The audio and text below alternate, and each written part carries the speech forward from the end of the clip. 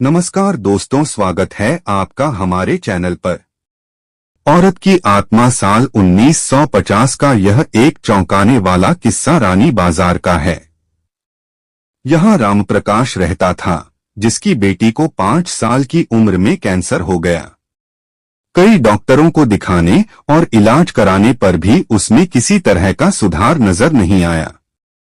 होते होते एक रात कैंसर ने उसकी जान ले ली।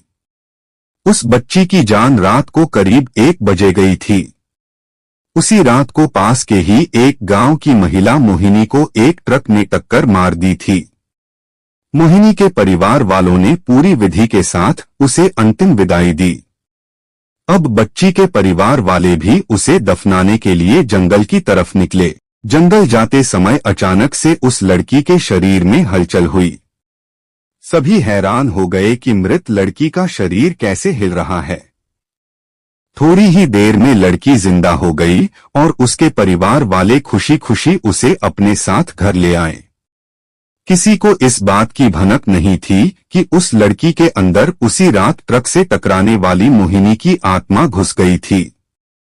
बच्ची जब से मौत से लौटकर आई थी, तब से ही उदास और चुपचाप एक कोने में बैठी रहती थी। एक दिन उसकी मां ने उसे खुद अपने हाथों से खाना खिलाया और मामा के घर लेकर जाने की बात कही। खाना खिलाकर उसे अच्छे से तैयार करके वो उसे अपने मायके ले गई। रास्ते में वो बच्ची जैसे ही उस ट्रक के हादसे वाली जगह पहुंची, तो उसने अपनी मां को कहा कि मेरा गांव इधर है। मां ने उसकी बातों पर बिल्कुल गौर नहीं किया और उस बात को हंसी में टाल दिया। कुछ ही देर में वो अपनी बेटी के मामा यानी अपने भाई के घर पहुंच गई। 1-2 दिन बाद मामा जी के घर के आसपास ही बच्ची के अंदर घुसी मोहिनी को अपनी पड़ोसन सिमरन दिखी। उसने जोर से उसे नाम से पुकारा। सिमरन ने पलटकर देखा तो एक छोटी बच्ची थी। उसे बड़ी हैरानी हुई कि इस लड़की को मेरा नाम कैसे पता है। तभी मोहिनी ने अपने साथ बीती सारी बातें उसे बता दी। उसने कहा कि मेरे परिवार वालों ने मेरी मौत से ही पहले मुझे जला दिया था, इसलिए मेरी आत्मा भटक रही है। उसी दिन इस लड़की की भी मौत हो गई थी, तो मैं इसके शरीर में घुस गई। सिमरन ने ये बात अपने गांव जाकर सबको बता दी। पूरे गांव वाले और उसके रिश्तेदार मोहिनी से मिलने के लिए उसी बच्ची के मामा के घर के पास पहुंच गए। उस लड़की के अंदर रह रही मोहिनी की आत्मा ने सबको एक एक करके पहचान लिया।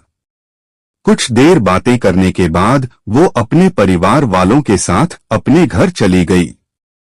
अब उस लड़की की मां बच्ची को घर में न देखकर परेशान थी। जब उसे पता चला कि वो कुछ लोगों के साथ दूसरे गांव गई है, तो वो उसे बुलाने के लिए चली गई। अपने परिवार के साथ खुश मोहिनी ने वापस आने से मना कर दिया।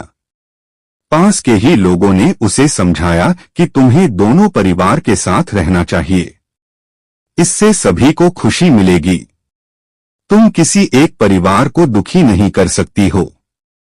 इस बात को सुनने के बाद लड़की के शरीर में रह रही मोहिनी अपनी मां के साथ वापस आने के लिए राजी हो गई। अब वो दोनों परिवारों के साथ खुशी खुशी रहने लगी।